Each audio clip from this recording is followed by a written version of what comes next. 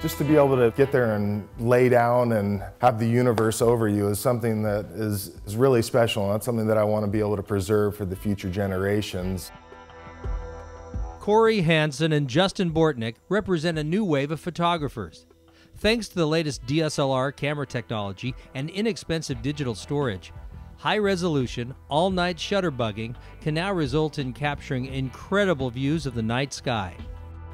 Cory first discovered an affection for so-called dark sky photography by taking a camera along to favorite wilderness hiking spots. Traveling and going to all these cool places, and it was instantly something that I wanted to capture and bring back to home to show all my friends, and so it started at a very young age. As Cory and Justin continued, they found that even familiar local spots, such as our North Coast beaches and natural bridges, can frame our neighboring galaxies. In a place where you don't think the Milky Way is really there, it is. You know, we had a fight actually about whether or not it was possible to see the Milky Way from Santa Cruz. And so when he went out to 4 Mile and was able to capture it, there was a spark that got ignited that we do have this ability to preserve it.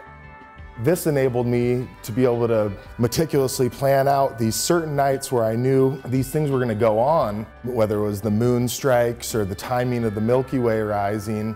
And I could go to these well-known places, see it beautifully with my own eyes with no one else around, and be able to kind of report back to these people about what I was able to experience. As the time-lapse movement engages and entertains us in a new way, it's also sounding an alarm. Just as affordable modern gear has given us the ability to capture postcards of time immemorial, growing development and light pollution threaten to drown out the view. When we started, our mission was really around capturing this and showing it to other people, right? To make the awareness, to let people know that it's out there. It started clicking for me that there was kids growing up every year without the ability to see this dark sky. And that's just started now, where there's generations of kids and their parents, maybe not their grandparents, but yet parents and kids that have never seen night sky. So just being able to show them that, I thought was an amazing capability that we had. Cory and Justin are accidental activists now, continuing to hone their skills with dark sky time-lapse photography, while also developing a cautionary tale as they chronicle the skies, hoping to raise awareness that staying in the dark is sometimes the best way to see the light. There's so many different little things that we could do that we might not be aware of that create these types of things, and so it's just bringing a little bit of balance to overlit cities, or just directing that light into certain places. We waste over $2.2 billion a year in the United States just on lights that haven't been contained properly. So you have stray light that's going up into the atmosphere and creating this light pollution. And I mean, amongst wasting money, there's also lots of different health concerns that it brings up, patterns of migration, it affects animals' migration, foraging, mating, all that kind of stuff. So everything is really fine-tuned into the balance of our Earth.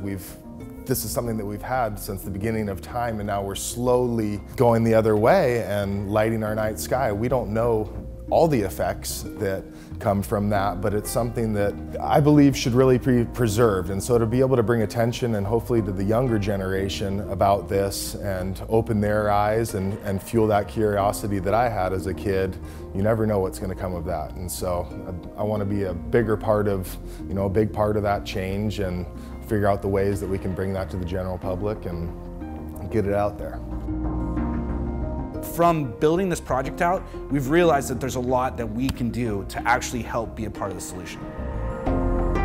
The biggest thing that brought it home to me is living in Boston and on the East Coast. And the light pollution is so dense out there that to find the dark sky, you have to go really, really, really far.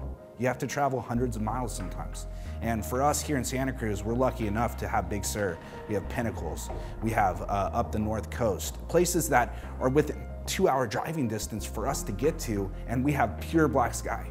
That's just unbelievable that we have that in this day and age. And to know how lucky we are now is the biggest thing that I've taken out of this whole project, is that, wow, I get to have this in my backyard. And the more I go out with Cory and learn how this works, the more we can capture it and get different perspectives on it, the more I think we're going to be successful in spreading awareness and really getting people to, help us jump on this cause, because it's an easy one to take care of.